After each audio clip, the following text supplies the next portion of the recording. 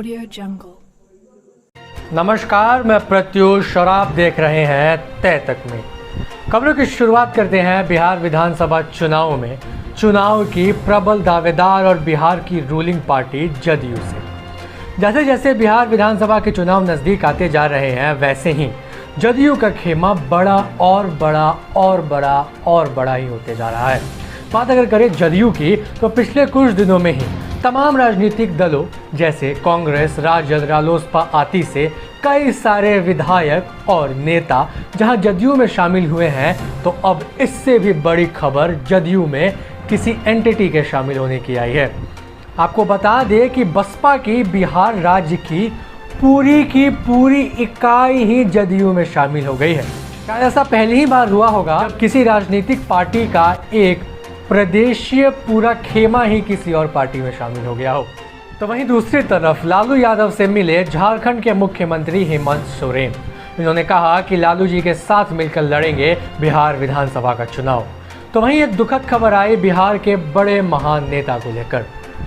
बिहार के समाजवादी नेता रघुवंश प्रसाद सिंह की दिल्ली के एम्स में हो गई है मृत्यु। तो वहीं भारत के गृह मंत्री अमित शाह की भी तबीयत बिगड़ गई है।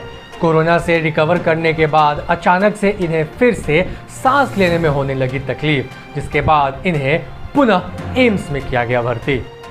राजस्थान के बीकानेर जिले में हुआ भीषण हादसा, जिसमें सेना के 2 बड़े अधिकारियों की मौत हो गई है, तो अन्य 2 अफसर भी हो गए हैं घायल।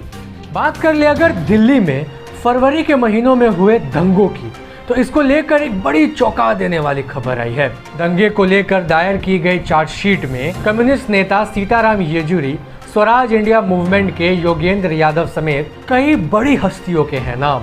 इन पर इल्जाम है कि इनके भड़काऊ भाषण से भड़के दंगे। तो वहीं बात अगर करें स्टूडेंट्स की, तो कोविड-19 के मध्य में एहतियातों के बीच आज करीब 15 लाख विद्यार्थी पूरे भारत में देंगे नीट की परीक्षा। चीन द्वारा किया गया सैटेलाइट लॉन्च पूरी तरह से फेल हो गया है। जल्दबाजी और आधी अधूरी तैयारियों ने किया चीन का बेड़ा गर्क।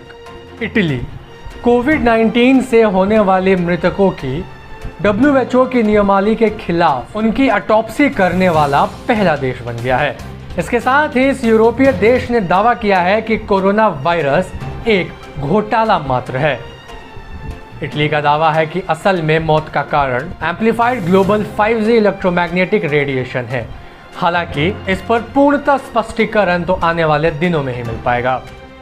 पूर्व केंद्रीय मंत्री व सारण से सांसद राजीव प्रताप रूडी ने पूर्वी चंपारण के रामगढ़वा प्रखंड के सिंहासनी एवं बखा ग्राम में किया जनसंपर्क। कहा, भाजपा ने जो भी कहा वो पूरा किया। मोदी जी के राज्य में सूबे का हुआ है अत्यंत विकास। रामगढ़वा से तय तक में के लिए संवाददाता राकेश रंजन श्रीवास्तव की रिपोर्ट। हेल्थ सेंटर गरीबों की सेवा में हमेशा तत्पर। पढ़ें और पढ़ाएं तय तक में, राष्ट्रीय हिंदी मासिक पत्रिका। सारण के पानापुर, ईसवापुर के विभिन्न गांवों में जनसंपर्क अभियान साधते हुए मुखिया संगम बाबा ने कहा कि समाज के सभी वर्ग को एक सूत्र में बांधने साथ साथ तरैया प्रखंड की प्रगति और उन्नति के लिए हर समय समर्पित हूँ। मुखिया ने जनता से जातीय धर्म समुदाय से ऊपर उठकर इन्हें एक मौका देने की है सिफारिश। पूर्वी चंपारण के अरेराज अनुमंडलीय अस्पताल उपाधीक्षक ने 37 अल्ट्रासाउंड और झोला छाप डॉक्टरों को भेज दिया है नोटिस। कहा गया है कि 24 घंटे के अंदर सर्टिफिकेट दिखाएं, वरना दायर की जाएगी FIR।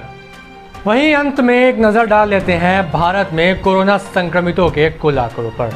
अगर पूरे देश पर गौर करें तो भारत में अब तक 47,64,786 कोरोना संक्रमण के कुल मामले आ चुके हैं सामने। वहीं अब तक 78,727 मौतें हो चुकी हैं। इसी बीच राहत की बात यह भी है कि अब तक 37,08,257 लोग पूर्णतः स्वस्थ हो चुके हैं। तो बिहार में पिछले 24 घंटों में संक्रमितों का कुल आंकड़ा 1258 से बढ़ा, जिसके बाद राज्य का कुल आंकड़ा 1,56,703 जा पहुंचा। पिछले 24 घंटों में 11 मौतें हुई हैं, जिसके बाद राज्य के मौत का आंकड़ा 808 जा पहुंचा।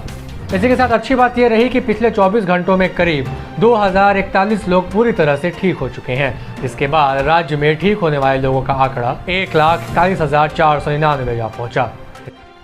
इसी के साथ आज की खबरें समाप्त। अपना ध्यान रखें, अपने घरों में रहें और देखते रहें तह तक में।